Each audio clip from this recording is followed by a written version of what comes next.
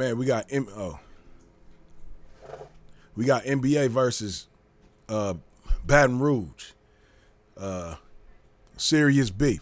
Now, Swamp Stories shit be like hella entertaining. You know what I'm saying? So, and I didn't know you had nothing on YoungBoy. So I'm gonna definitely watch it. And then there's one about Fredo Bang too I need to see as well. So shout out to everybody, man, who been tuning in, watching with me, all the NBA niggas that been riding since day one. Y'all still here. Yeah. Let's get it. Welcome back to another episode of Swamp Stories. For this episode, we continue the long-awaited Baton Rouge Part 2. But before we get into it, make sure to leave a like and subscribe if you're new. You can also follow the Instagram page as well. So let's get into it. I ended the last episode around 2011, but I skipped over a huge event that occurred just a few years earlier. So let's head back to 2005. On August 23rd, 2005, one of the worst hurricanes of all time swept through the state of Louisiana. Although Hurricane Katrina touched a good portion of Louisiana, New Orleans ended up getting hit the worst by far. The city's poor infrastructure led to flooding all over, which ultimately destroyed most of the city. Thousands of people were left in the flood with no food or drinking water. That would be until September 3rd, when the entire city was completely evacuated. Hit this ramp where, as you can see, there are personal belongings. Yeah, they came to Vegas. That's when I was living there. This is where people camped out for days, waiting to be rescued. It's not pretty. Mountains of people's belongings left behind when they were rescued litter the landscape. 80% of New Orleans was flooded.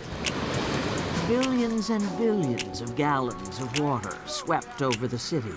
Now, you might be wondering what this has to do with Baton Rouge, but trust me, it'll make sense. So after everyone in New Orleans had lost their homes, cars, and jobs, FEMA stepped up to the plate and paid out money to everyone from New Orleans. Now mind you, New Orleans was already one of the poorest cities in the country. And on top of this, some would say that it was the roughest as well. It was filled with housing projects such as the Magnolia, Calliope, and St. Bernard, which were known as awful places. So here's what happened next. After receiving thousands of dollars in payouts, these residents began finding new cities to live in. Some went to Atlanta, others went to Houston, but a large amount decided to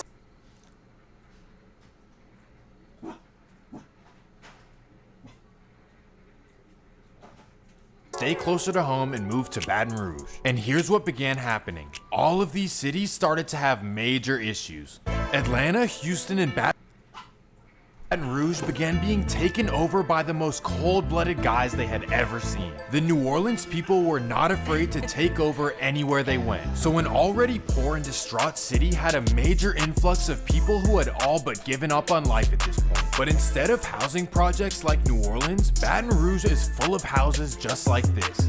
Damn.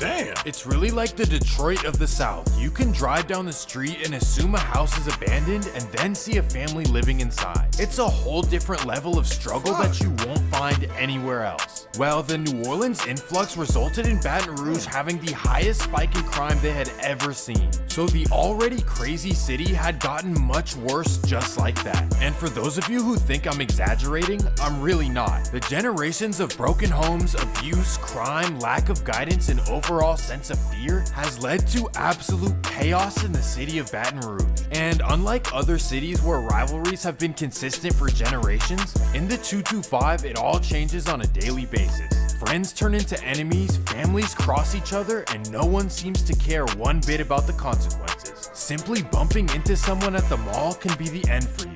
Welcome to the new Baton Rouge. But before we get into it, let me run the intro.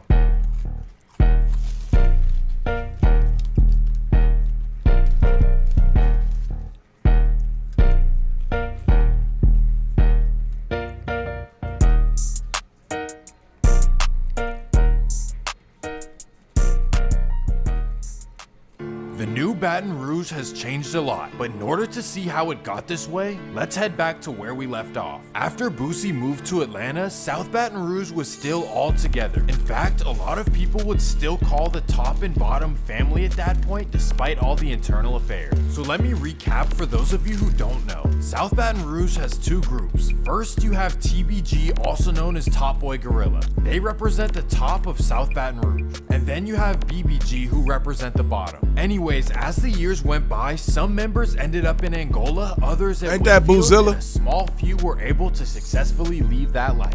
And that leads us to the new TBG. Let me break it down. TBG began having a new leader, a young man by the name of Garrett Burton, also known as G Money. He grew up in the Glen Oaks neighborhood of North Baton Rouge. And I know that may sound confusing, but neighborhoods don't matter at all. Instead, it's all about who you roll with. And G Money was introduced to TBG through his uncle who goes by Cleasy5. Anyways, without a mother or father present in his life, G Money had to fend for himself at a very young age.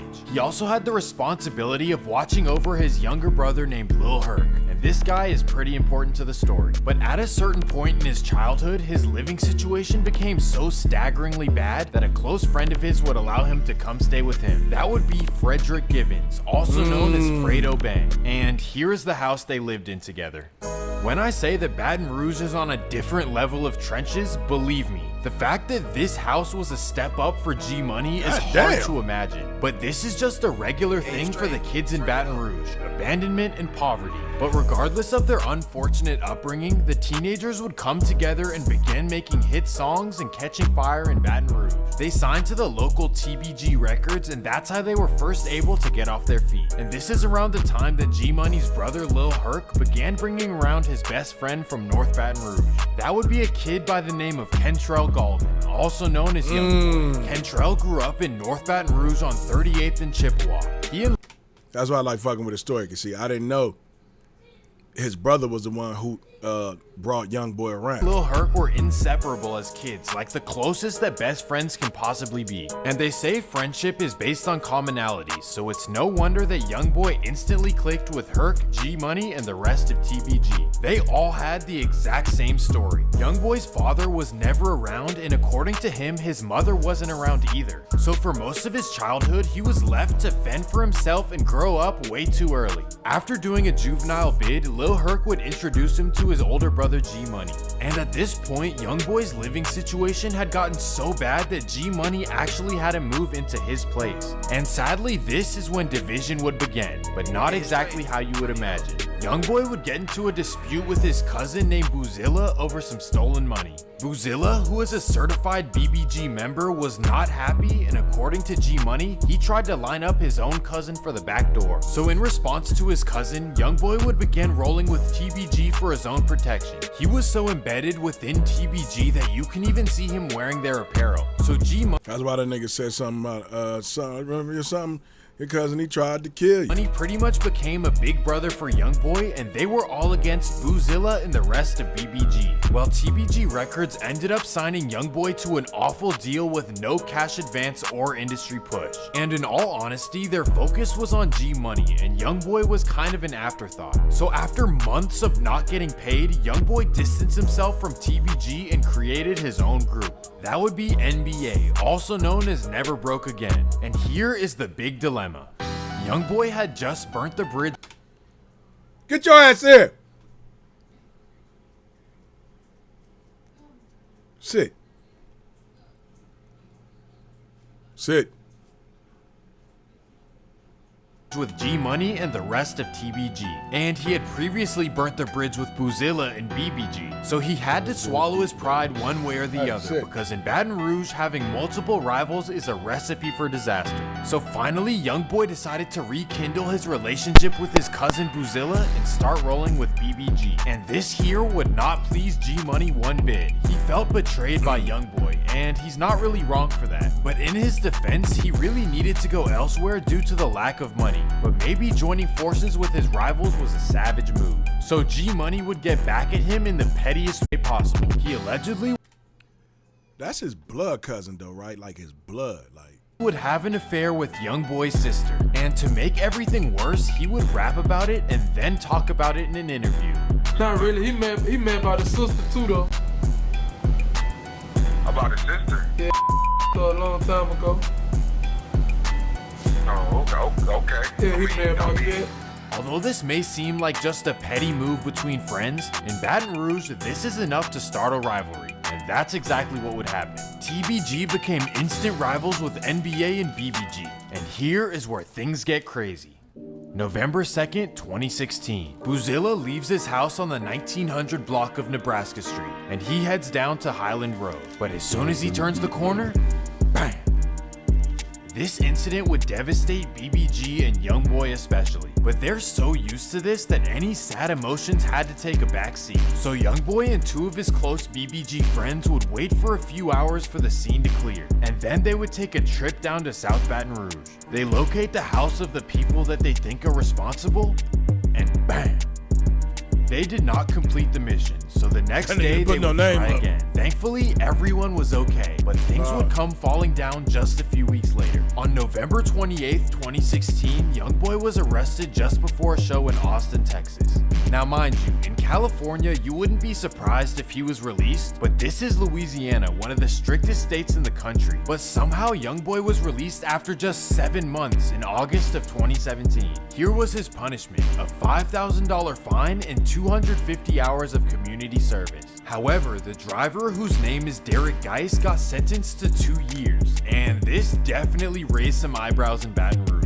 Also, Derek Geis is the brother of NFL running back Darius Geis, which is wild. Anyways, after YoungBoy got out, he went on to release his hit song Untouchable, which took him to the next level. But while his mainstream success is going well, things in Baton Rouge are in complete chaos. Everyone began looking at G Money for being responsible for what happened to Boozilla. Their rivalry was known for a long time, so it only made sense, and BBG was thinking the same thing. And that takes us to September 10th, 2017. G Money goes to the studio on Dallas Drive, and after the studio session at about 2 in the morning, he casually steps outside. Bang! Baton Rouge was instantly in shock. G Money was one of their biggest up-and-coming rappers with millions of views and a bright future. And after this, all eyes were his pointed music in was one pretty dope. direction. I only NBA heard like 2 songs. But however, shit. no arrest would I be can tell made, his style. at least for a few years. Sadly, after this happened, G Money's best friend Fredo Bang was locked up and had to receive the news over the phone. And the craziest part is that when he went down in early 2016, everyone was still friends. In just over a year, a small friend group had turned into the city's biggest rivalry. This is just how disagreements are handled in Baton Rouge. And Fredo Bang was not fazed one bit. And that introduces us to a new character, a man by the name of Mayoshi Edwards, also known as Lit Yoshi. And this guy is absolutely insane. He doesn't care who you are or where he finds you. He is always ready. And because of this reputation, he earned the highest rank within TBG, especially after this next incident. May 4th, 2018. YoungBoy's manager Desmond Hardnett, also known as NBA Dump, is hanging out in front of his childhood home. This is in an area called Valley Park or College Drive, which you can usually hear YoungBoy refer to in his music. Anyways, somehow gets word of Dump's location, so he allegedly gets in his car and heads down to Valley Park, and boom, there he is, a heavy-set man in the middle of the street with his girlfriend. Bam. Another devastating loss for YoungBoy and BBG, but it wouldn't be long before they would return the favor. On November 25th, TBG's manager Boulevard Quick went live and dissed YoungBoy and his mom. On the floor, I got us keeping it too real. Yeah, man. Then YoungBoy would respond. But if I ain't tripping,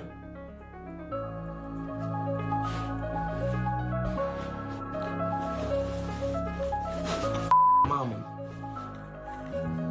I can't see that nigga, huh? A joke, huh? Don't mix my rap life with my music life. You gonna see who gonna laugh. Boulevard Quick was talking about me. But I really got on him to tell him that I'm sorry. I came to tell little Boulevard Quick that I'm sorry. I'm sorry that I made you cry, boo. For real. I'm sorry, boo. I'm sorry I put your name in your mouth because I saw you crying. She looked like a man. She ugly. She got man features. I'm sorry, boo. I'm sorry for talking about you because you look like a ball. You got round features, boo. I'm sorry. She want to be a comedian so bad. You want to be a rapper so bad. I'm sorry I made you cry. And it's safe to say that this was his last straw. But first, they would have to locate where to find Boulevard Quick. Somehow the next day they got his address, the Lakeside Villa Apartments, an upscale community near the very last exit of Baton Rouge. But this wouldn't be far enough to get out of NBA's reach. On November 26th, they would sit outside his apartment. Bang.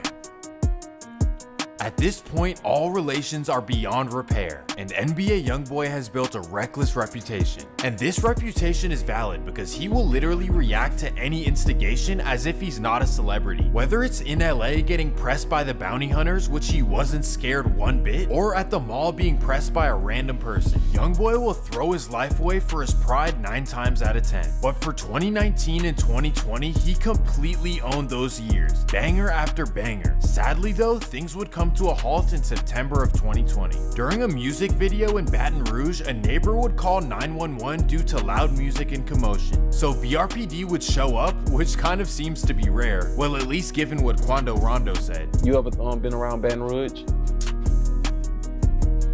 Come on, man. Come on, man. I mean, can you compare, do you think Baton Rouge, what's the difference between Baton Rouge and Savannah, you think? What you would say? Baton Rouge ain't got no police like that, boy. You could get away with anything, bro.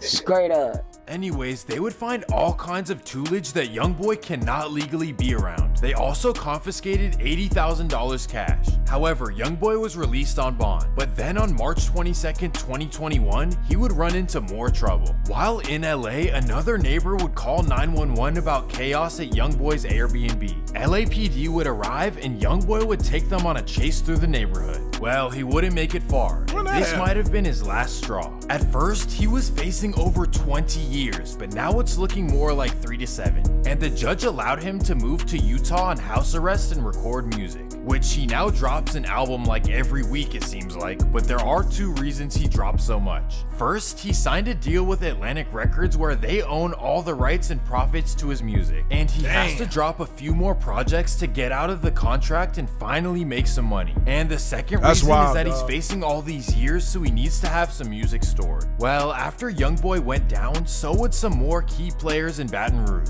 TBG's top enforcer Late Yoshi would finally go down for all kinds of incidents, one of which occurred in Miami where he spotted YoungBoy at a hotel. He is currently facing 20 years.